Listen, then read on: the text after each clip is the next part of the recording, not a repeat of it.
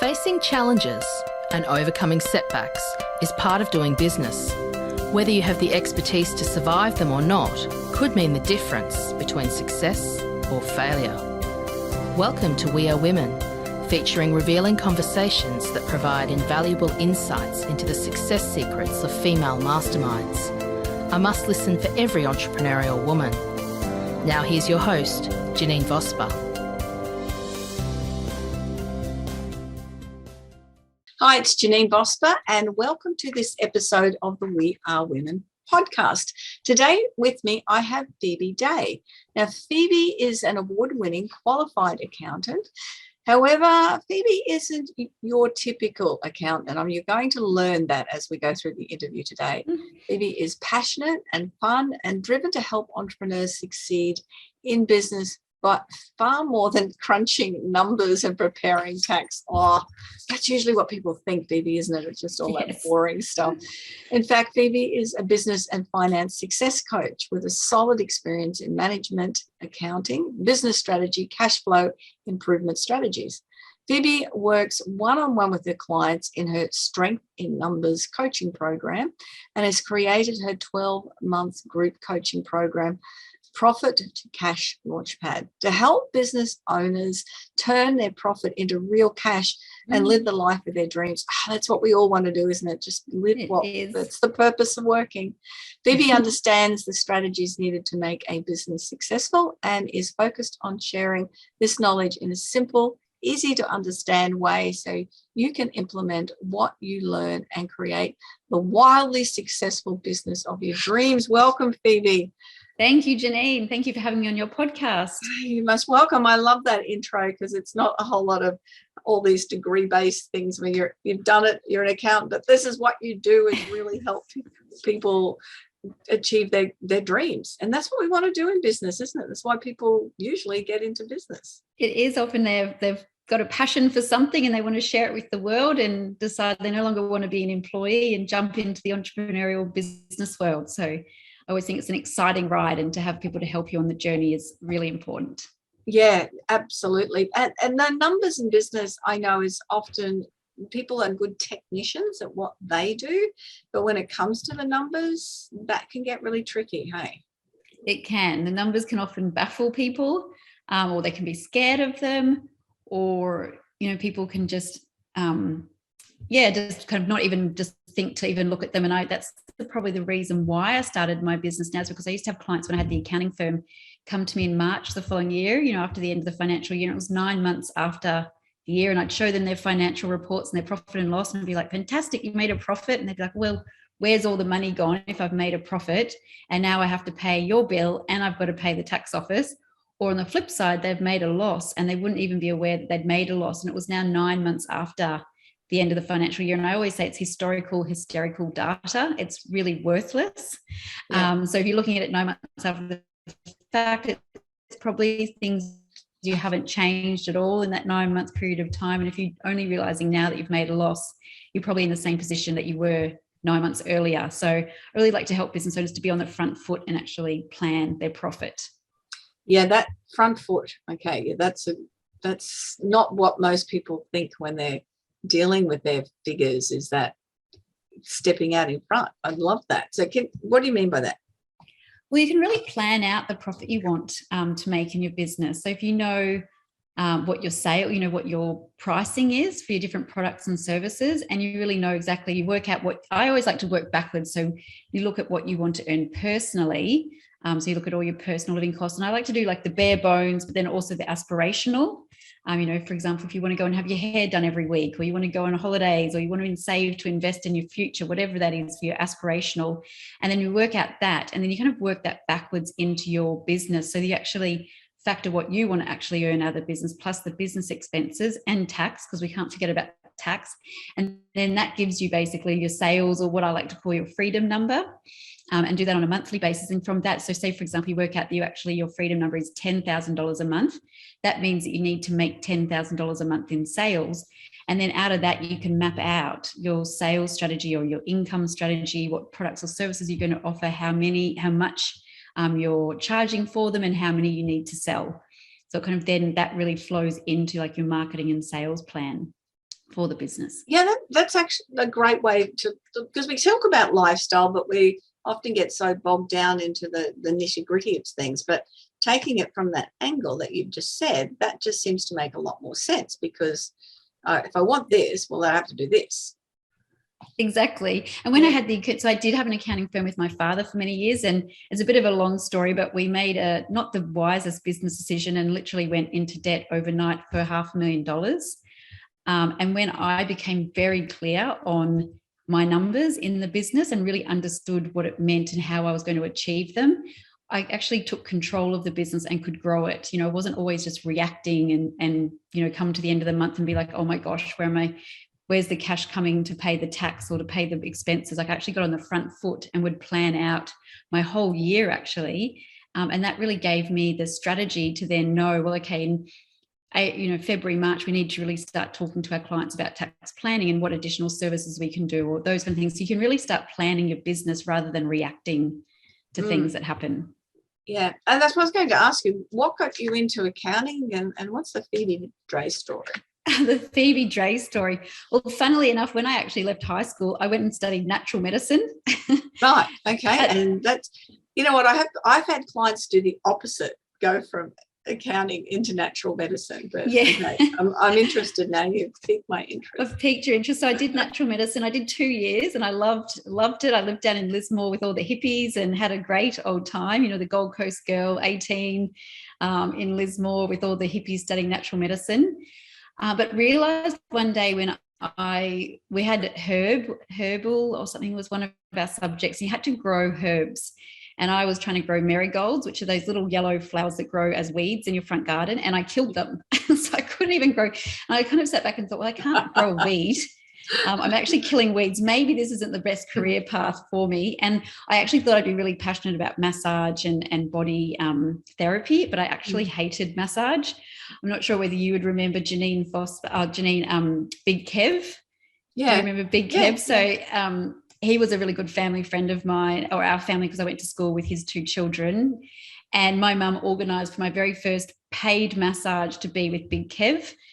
And I just thought, this is probably not really what I want to do. So killing the weeds and massage, realising it wasn't really my passion, decided it was time to leave that profession or leave the studies I was doing and travel overseas. So I did a couple of years overseas, but always had in the back of my mind that I needed to come back and do more with my life. That, my parents sent me to a really expensive private school on the Gold Coast. And I thought, I'm wasting this good private school education just traveling around the world.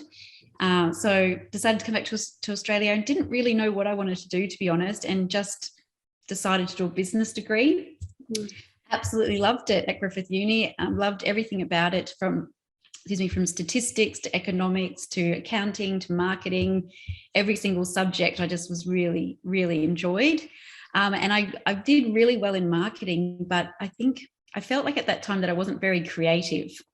And there was lots of people doing marketing. So I thought that probably the option of getting jobs out of the, after uni were probably going to be quite low if I followed marketing. So my father had an accounting firm and I took the easy path, I guess, and started working with my dad in his small accounting firm, and then majored in accounting and joined him in the business. Right. Okay. Yeah. Fast forward a few years, I was about 23 when I started working with him. And then I think he saw me as his succession plan. So he invested in some coaches to help me understand how to run the accounting firm more efficiently and more productively, and lead the team better to make more profit and to grow. And they were based on the Gold Coast, and they wanted to invest in a small accounting firm that they could have at their offices. So they approached us. It all sounded amazing, but unfortunately wasn't quite as amazing as it sounded. And Dad was very much the old school, do business by the handshake. I was at that time in my life not very confident, so didn't speak up and say, I really think we should get this looked at more closely and see, whether this is really the right thing to do. So we signed the dotted line, and literally overnight the business went into $500,000 worth of debt. And we now had 2 business partners who were the majority shareholders, and we were no longer the masters of our destiny. Wow, how sad, really, especially for your dad. That's and that's the things that led me on a really, I think now in hindsight, when I look back on that experience, it was over 10 years ago now. It was probably the hardest, most challenging time of my life. I remember sitting at my computer screen late at night looking at tax on one side and my bank balance on the other side and wondering how on earth I was going to pay it. And actually the hardest conversation I've probably ever had in my life was sitting down with my dad the next day.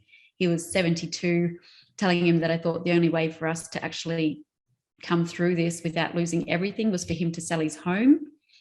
And thank God, I don't know what happened, what changed, but I did everything it possibly could take. I started learning from the best business minds. I started doing a lot of personal development and realized that if the changes were going to happen, it was going to have to be up to me. And so everything that I implemented in that business, all the strategies and tools, really turned that business around and enabled us to grow to double in size. And when I was about 7 years ago, we sold it for a really good profit, cleared all the debt and walked away from it. Yeah, so a really good positive story at the end. Very hard journey there for a while, very stressful. I remember thinking at one stage I was going to have a nervous breakdown and all these different things, which, and so I really understand the pressures that businesses are under. I understand cash flow. I understand the stress that can cause, the impact that can have not only on your life as a business owner, but your families, your customers, your employees, and everyone else involved in the business. And so now it's my absolute passion to help business owners to not ever have to experience that. Or if they are, just give them that support and strategies of how they too can move through that period and grow their business and create that business that they've desired and dreamed of. And it comes across in the way you're speaking about it, Phoebe, is that passion because of having gone through that. That would just be, and I think that's what a lot of people do when they go into their own business, isn't it? They take their learnings and their experiences and their struggles and their way out of their struggles into the next thing with their own business and how they help other people. And it's such a important thing to be able to, we don't want to experience all those crappy things, but when we do, they provide us with a whole different perspective on things and obviously a lot more for you now, a lot more empathy for what people might be going through too. Yeah, definitely a lot more empathy. But also at the same time, I like to be honest with people and to show them, because numbers don't lie. I always say that to people. So, really going into their numbers and helping them to understand that and using that knowledge to make changes, I think is so powerful. And that's what I did in my own business, talk about I implemented all the strategies, but that one thing, really understanding my numbers, understanding how my team impacted my numbers and really planning for that had such a huge impact on my own business. So that's why I'm so passionate about it. Yeah, absolutely. And so why don't people do it? I don't think people know, to be honest. What you don't know, you don't know. I think a lot of people go into business and they're a plumber or they're a tradie or they want to do coaching or, they've got a passion for something and they're a really good technician. And often that's where you start. Most people, I think, not everyone, some people are a bit different and they go in with they're just trying to create a business and they go in with that business head. But if you've come more from the space of being perhaps a technician or an employee in the past and you've decided to go into your new business, you don't ever get taught it.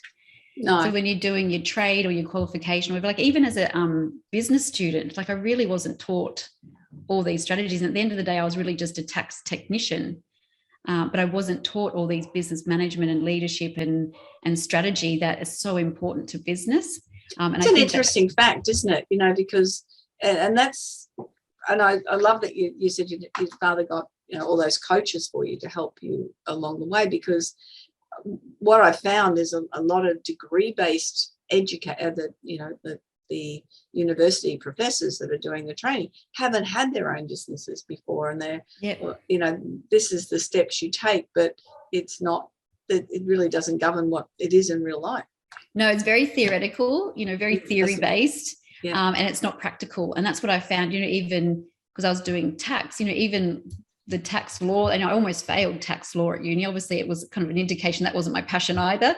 But, tax law, when you're trying to actually take that across into real life, working with clients and doing their tax returns and their business activity statements, it was so different as well. So I find universities, it's very good. I think it's definitely got its place, but it's very much theory based. And, the professors and that are teaching you, they are, what's the word?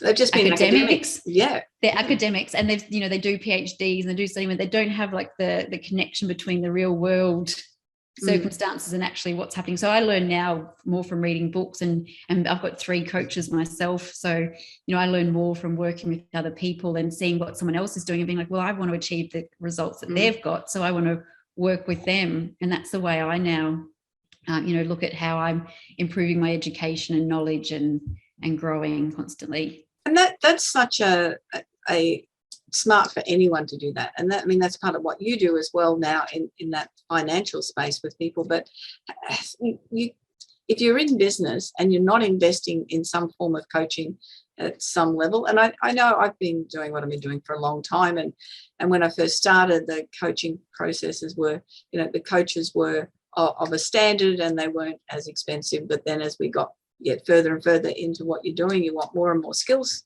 Yes. To be able to learn from people. So then you end up paying more, but it's investment. It's not paying. Well, it really was when I started investing in myself back, it was my kind of very early 30s when I first got introduced to professional the professional development I'd been doing, obviously, because with my qualifications, you have to do ongoing professional development, but the personal development side of things, that's literally, I think, what helped transform my life. I joined Toastmasters. You'd probably know of Toastmasters. So I learned. I'm actually, in an organisation for the last 20 years that started as Toastmistress clubs. Toastmistress, there you go. And it's now part of Power Talk Australia. And it's very similar sort of thing. So I did Toastmasters and then went and did lots of different personal development courses and workshops. And that's really when I saw the big changes in myself, because my confidence improved. And I think when you've got the confidence to go out and network and meet new people and do videos, I was doing YouTube videos and meeting with clients and prospects and all that kind of thing. So once that kind of changed and I could actually get out there and start selling my business and what you do, Janine, and helping people with that confidence to learn those sales skills, it's such an important skill to have. Like the numbers is one side, but without the sales as well, that's like the oxygen of the business. So I say cash is like the blood. Without the blood pumping around, it'll dry up, the business will die. But without the sales, which is the oxygen, you'll also die. So it's so important to have both and to have skills in both areas. But yeah, if you're learning at university or you're learning like as a trade, often they're things that aren't taught. No. And so and that's one of the things I say with, again, I love that you use the word technicians as well, because that's exactly what a lot of people I work with are. They're fantastic at what they do, but then they step into business and they go, all right, now I've got to make some sales. I'm not comfortable doing that. Yeah. I'm not going to do that. I need to read my financial reports. I'm not comfortable with that. Don't know what I'm looking at. Absolutely. Yes. And so if you're not comfortable with something, if you're a sole trader, you have to get comfortable at everything. I'm sorry about that, but some things are going to be easier, some things are going to be more difficult. There's things you're not going to like, but you have to know how to sell. You have to know how to count your numbers. But the beauty of it is the more successful you are, then you get somebody else to do it for you. Yeah, exactly. It's not those things. You pass those ones on once you. Yeah. But I always like to say as well, like, you don't abdicate ever. So you don't abdicate the sales process to someone else. You don't abdicate the accounting function to someone else. You delegate it, but you need to have an understanding, because if someone's reporting to you on their sales figures and they're not achieving the goals that you set them, you need to understand why and what's happening in the sales process and where you can tweak and amend it and lead them to be a more successful salesperson. And on the flip side, accounting, I was saying to someone last night that accountants are the highest white collar crime in Australia. So you need to really understand what's happening in your financial sides, because if you're going to delegate it to someone else, you need to be able to read your reports, be able to see what you would expect to be there. And if it's not, know how to actually get into those reports and really decipher them and to see if anything's going on and what's happening in the business. So, I was talking to one of my clients the other day, and he realized when we actually did one of the processes that something in his accounting file had been recorded just to the wrong expense account, but that actually had a big impact on his QBCC, his building insurance license. And he was actually paying a lot more just because there'd been this one expense coded to an incorrect account. And it was only from working with me that he actually deep dived into that and realized what was happening and could then make the changes. So I always say, don't abdicate anything in your business. Make sure you understand the process. So if it's a sales, it's a marketing, it's the accounting function. Just even, I mean, nobody is going, unless you're an IT expert, there's a very good chance you're not going to be an expert on your computer. But if something happens and all the experts are on holidays that week or something, you need to be able to go, okay, I think I've got this for now. I can handle this much. Yeah, absolutely. Definitely. Yeah, and look, and that's what you're saying about that client. I mean, that's saving people money. Also. Literally, yeah, definitely say. And, you know, when you save $1 in your overhead expenses, whatever, that's literally another $1 in your pocket. Because that's, you know, if you just cut out an expense of actual cash, then that's more cash in your bank for you to pay yourself more or to put into savings or whatever you want to do with it. So it's actually giving you more cash in your pocket to do more with. Do you have a formula? I know there's some formulas around there with a certain percentage, you know, with a percentage that goes into this and a percentage that does this. Yeah, so it depends on what kind of business you are. I think depending on, you know, if you're a service-based provider and, you know, your main overheads, if you've got rent, generally your main overheads are your staff. Like, so for example, an accounting firm, their main overheads, you generally work on a third. So you say staff are generally a third of your income, your overheads are about a third, and then the partners will get a third. That's kind of a rough estimate, but it really just depends on each business. And also, you know, for example, if you're a real estate agent and you're getting paid commission, you obviously wouldn't say, well, I've sold $20 million in houses, because your income is actually the commission on selling those houses. So you'd only work off your commission. So it just depends on the business, but not off the top of my head to share with you, Janine. But I know I saw something a little while ago, and it was, you know, and it was quite an interesting formula across it was more for sole trader type of business, and it was percentages, and just meant that so people made sure that they paid themselves or made sure that they put money aside, because you might be thinking of Profit First by Mike Michalowicz. Mike Michalowicz is one of my favorite business authors, actually, and he's written a book called Profit First. Who's the author? Mike Michalowicz. Yeah. And he talks about, he's kind of quite similar to Barefoot Investor, but for business. So you set up your 5 bank accounts, and you've got the top account's your income. So everything goes into your income account, and then you split it out into percentages to the 4 different accounts. So one's operating expenses, one's tax, one's profit, and one is owner's compensation. And he's got, in his book, there's actually set percentages that you should be aiming towards. So when you first get started, obviously you're probably not at the percentages that he would recommend. And he does look at like small business, medium and large business, because when you're a small business, you're generally doing a lot of the work yourself. So your owner's compensation at that point would probably be higher, because you're technically like the employee in the business. Whereas you grow and you get employees doing a lot of the work for you, you're kind of stepping up more to be the true CEO or shareholder of the business. And at that point, your actual owner's compensation would have gone down, but your profit distribution would be a lot higher. Right. So it does depend on the size of the business. But yeah, making sure 5% probably aside for profit of your total income. So I always recommend people take off the GST first and then look at the net after GST. So I always say transfer the GST straight away into your tax account, and then I do that. It's just it just makes life easier. So much easier. And the other percentages that I just work off, whether they're correct or not, is I put 25% into operating expenses, 50% to owner's compensation, 5% to profit, and 20% to tax. Okay. Whether they're the actual correct percentages that is written in the book, I'm not 100% sure, but they're the ones that I personally have been working off. Yeah. Okay. And it makes sense at least to have a formula or have something to follow, doesn't it? Yeah. Definitely. I definitely recommend his book, Profit First. It's a little bit of a dry read, but it is an Audible as well, and it comes with lots of working papers and everything you can download from his website. And so you can hire it for free through the library app, the Audible, like the library audio app. Yeah. And I think you get 2 weeks to listen to it, and then you can go to his website and download all the working papers. Excellent. Okay. And it's quite entertaining, actually. Yeah. Okay. Yeah. And it's interesting. If it's a fiction book, I read it. If it's a non-fiction, I listen to it. Yeah, it's pretty much the same as me. The only negative with that is you don't end up a book. You go, well, that was a really good point. Hang on a minute. I've got to go back and listen to the point. I don't have something I can bookmark or. I know. I actually end up buying the book as well. So I generally listen to it, and then I'll buy the book so that I can highlight it and go back to it. There's a couple of leadership ones I've just been reading lately, and I've gone, I really like these books. One's called What Got You Here won't get you there. It's okay. and I'm trying to drive along listening. Yeah. I need to take notes somewhere. Looking around. Yes. It's probably not a good idea when I'm on the M1 to go No. taking notes. But yes, it's important. And that's a really important factor, that is to keep yourself educated. If you can't afford, if you believe you can't afford coach, you can't afford not to have coaches. But if you believe you can't afford coaches, then to learn from the experts who've already written the books.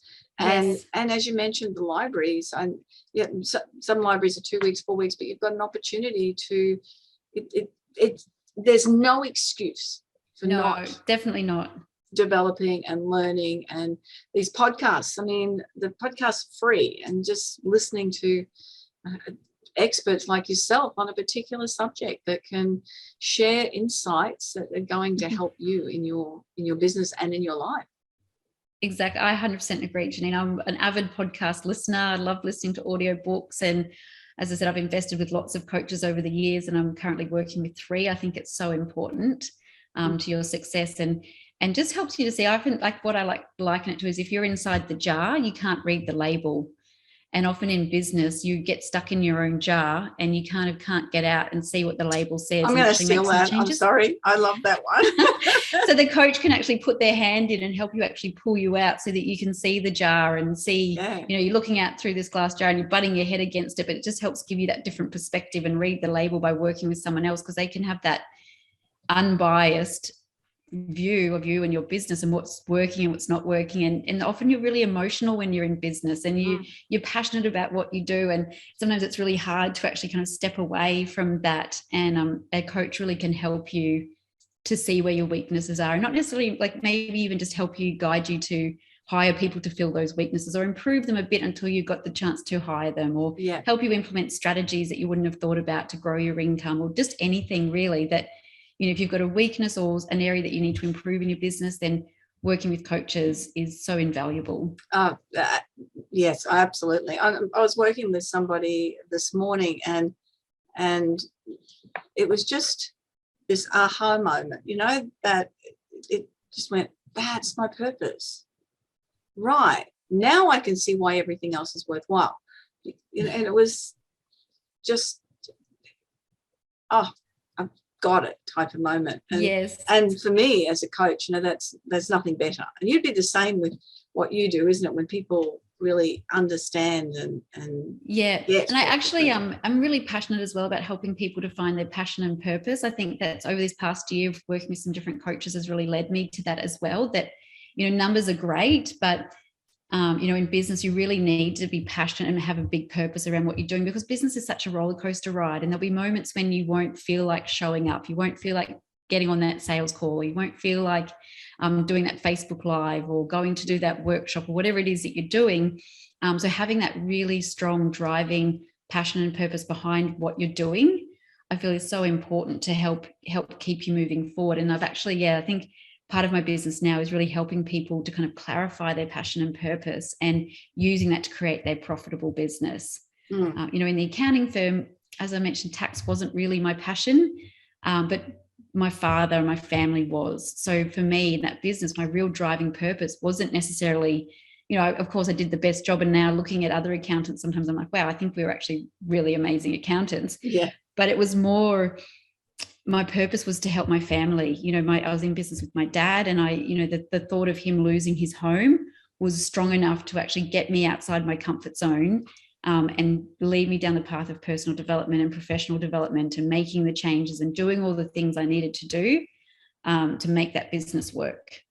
Yeah. So it's about finding that purpose in you, and hopefully it's not the similar situation where it's, potentially it's extreme like that. It's what can you learn along the way so things don't get to that situation, or you don't get there's the 3 things that people want in life is 1, to be happier, 2, to be wealthier, and 1, to be healthier, happier, and wealthier.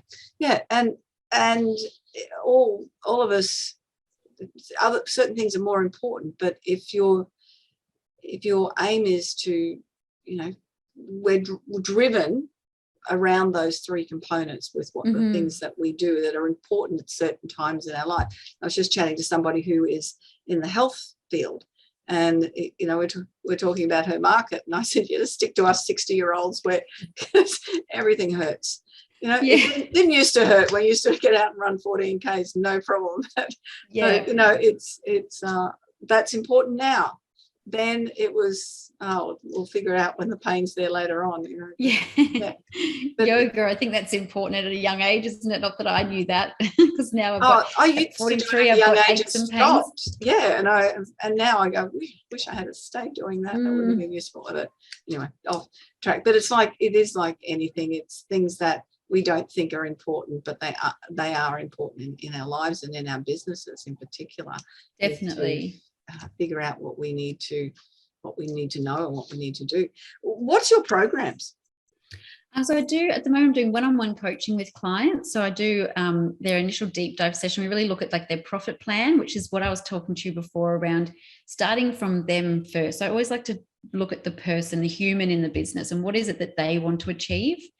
So we look at like their lifestyle, what type of income they personally want to achieve. And then we factor in all the business expenses and tax and work backwards, as I mentioned, to their sales goals, and then map that into a profit plan, and then just work with them really around strategy, systemization, whatever challenges that are coming up for them in their business at that time, really helping them to walk through that and to get from A to B more quickly and to really create the business that they want. It's actually giving them what they dream of. Yeah. So that's kind of my one-on-one coaching. That's such an important starting point for people going into a business, isn't it? It definitely. So, for example, I'm working with one lady who installs or designs and installs wardrobes and cupboards, and she came to me because she was really frustrated that she just didn't know how to price it, and she didn't know whether she was making a profit. And so we've really been diving into her numbers and actually really helping her to understand, because she gets quite, it's quite an anxiety thing every time she goes to prepare a quote or prepare an invoice for someone. She just gets so anxious, like, am I actually making money, or am I overcharging? And she doesn't understand, to even if someone questioned, this invoice seems too high. Okay. She kind of doesn't understand whether she can go back to them and say, well, no, that's correct, and this is the reason why. So I've been really working closely with her on that, and just the peace of mind it's giving her now to have a tool and a template that she can use, and knowledge of exactly what's going into a job and how to price the job is giving her so much more peace of mind. And then from there, she can look at, now once she's got that kind of bedded down, she can then look at systemizing the business and then growing the business. That was going to be my word then. Because you have to do that, don't you? You do. You need to kind of understand that, because if you're not making profit, I love Mike McCulloch has got another book called Fix This Next, and he talks about business being a hierarchy, Maslow's hierarchy. He kind of talks about that for business. So the first level in a business is sales. So you first have to make sure that people actually want to buy what you've got to offer. So when you first start out in business, making sure that you can get sales and that you're actually starting to generate enough sales. Then you really want to look at the profitability. So are you actually making a profit on your products or services, and really understanding how that profit works? And then it goes up to systems, and then it goes up to a few more levels, more around legacy and purpose and everything. But really have to get this book to listen to. So Fix It Next is a really good one. So sales is probably where you come in, Janine, really strongly, helping people to actually get out there and to get their sales and to become known. And absolutely. And one of the things that I help people do is put webinars together, because especially if they've got online programs, it's a great way to get people into online programs, is run a webinar and go, oh, look at this person here. They know what they're talking about. They're an authority. I'm really happy to invest in them. So that's what I help people to do. But so many people go and create programs. Yes. And they've got all these wonderful programs that nobody's ever bought. So I remember when I first did my first one about 6-7 years ago, and I was putting together a direct sales mastery program. And I'd sort of nutted out what the 5-7 topics were going to be. I had to, because that was in the webinar. What was the outcome from these 7 different modules? But that was it. That is all I'd done. They're a dot point. And I sold 8 programs that night. Motivation then to create the programs. Yes. A lot of motivation. And one lady in particular, she was very keen, and I was able to send her some information. I said, well, what it takes is about 2 weeks for everything to be embedded. So I would recommend 2 weeks between each of these modules, because you really want to make sure that you're not rushing through it. Going, give me 2 weeks to create the next step. But there's no use going to all the trouble if nobody's going to buy the thing. No, exactly. And I've put it just kind of not a webinar, but I've put something on Facebook for a lead magnet now, and all these people want it, and they keep messaging me like, oh gosh, I've actually really got to get down and get this lead magnet done now. So it's, that's my big job to do this evening when I've got some quiet time, is to get that lead magnet all sorted out, because I've got another girl emailed me again today. Oh, so when are you sending that across? I'm like, oh no, I've got to get that done. That's the beauty. Once I've got books, and because I've been doing this now for a long time, I've got a couple of books and ebooks and things like that. So that, and 2 online programs and all the other lots of webinars and hundreds of videos and the podcast. I could just go, here's some information. Yeah, just got to build it out. I think when you're getting started, it's like, because I'm, very new, probably the last year and a half or so, but I'm wearing all the hats, as you say, in business, and it's just, allocating your time. And that's what I actually help people do, is like map out their 90-day goals. So that's a really big part of that one-page business plan that we create. I just did that with somebody this morning, the one-page business plan, and I did doing the 90-day goals. We got so much in common here, Phoebe. Yeah, coming in from 2 different angles. Exactly. So I was working with my clients the other day, and we're talking about all their 90 days. This is my group coaching program. So I do a full day business planning workshop, and the next one's in June, which is a really great time to do it for the coming year. Yeah. And then, part of the group coaching program, I've got a group coaching program called Profit to Cash, and that includes a one-on-one session where we do your profit plan, which is what I talked about before, about, really understanding the freedom number and mapping that out into their 12 months. And then we do monthly training sessions around different topics. I have guest masterclasses on the 5th, when there's a 5th Monday of the month. We do Q&As and all these different things. And then we also really focus in on that one-page plan and actually discussing the 90-day goals and keeping everyone accountable, because when you are that solopreneur, one of the biggest things is actually accountability and actually achieving goals that you set yourself, because you can be so distracted by all the shiny objects. So actually having someone, a coach or a mentor to hold you that space and to keep you on track and to keep you focused on those 90-day goals, I think is so important. And that's when I had the accounting firm, it was that one-page business plan and the 90-day goals, but I had a team with me, so I could work with the team and they would keep me accountable, because I'd have to get up and meet with them and everything like that. But when you're just on your own, especially now that we all work from home, it's really hard to have that accountability. So that's a big part of what I do as well. Yeah. No, that's all absolutely vital. I'm totally on the same page with that. By the time this goes live, it'll be after that June date. So when I'm going to pop that photo up on Facebook to say, hey, we had a great chat today. Yes. And if you want to put the link in there, then thank you. Yeah, that'd be great, because that'll get it before the date. So we've covered so much information. Is there anything in particular with some takeaway points that you want people to share? Just I think what we've been chatting about, being a constant, an avid learner. I think that's really where the change in my success came from, was actually willing to step outside my comfort zone and to keep learning and growing. I remember saying to my dad when I finished all of my professional studies with accounting, that's it, I'm done, I'm never going to study again. And I really found that's when I really dipped. I kind of took a big step backwards. And as one of my mentors would always say, if you're not growing, you're dying. So I really believe. So really constantly working on yourself, whether it's professional knowledge, skills that you can share, because people pay for skills that you've got. So developing your skills, but also working on your mindset, especially if you're in business. Your business often is a result of your mindset, and is such like Francesca Moy, one of the ladies I work with, she says that your business is a 3D printout of your mindset. So really been working on like personal development, constantly working on your mindset and doing whatever you can there, whether it's exercise, meditation, journaling, walking, whatever you like to do, but then also improving your personal skills and knowledge and expertise so that you can offer more and be more valuable to the marketplace. Yeah.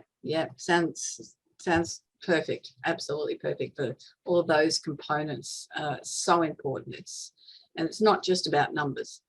No, definitely not just about numbers.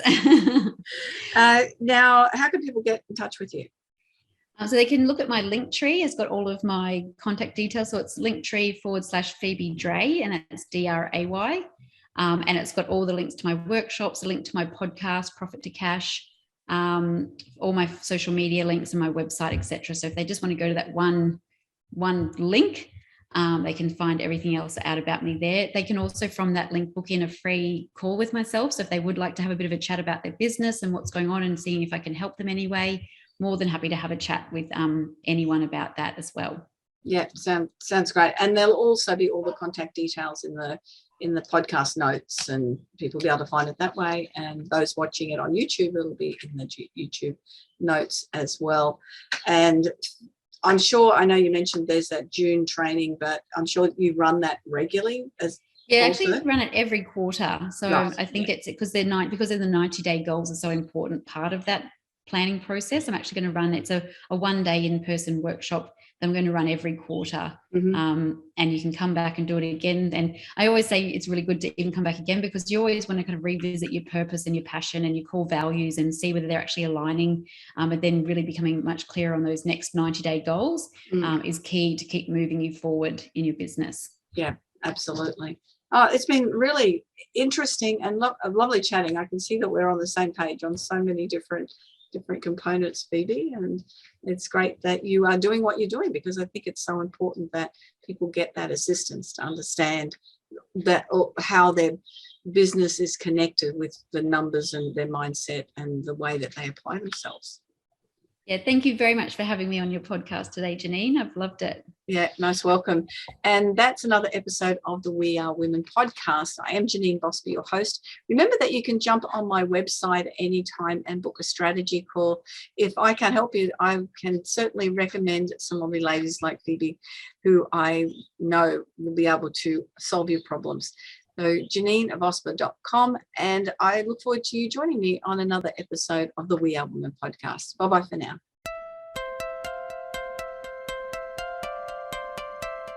So, do you feel stuck in a rut in business? Visit speechperfect.com.au and download Janine's free ebook to avoid the 5 most common stumbling blocks women face in business. It's jam-packed, full of tips to overcome the barriers that could be holding you back from the success that you dream your business will be. We would love you to leave a review of today's episode and share this podcast with other women in need of entrepreneurial inspiration. Subscribe to the next episode now and join the We Are Women community.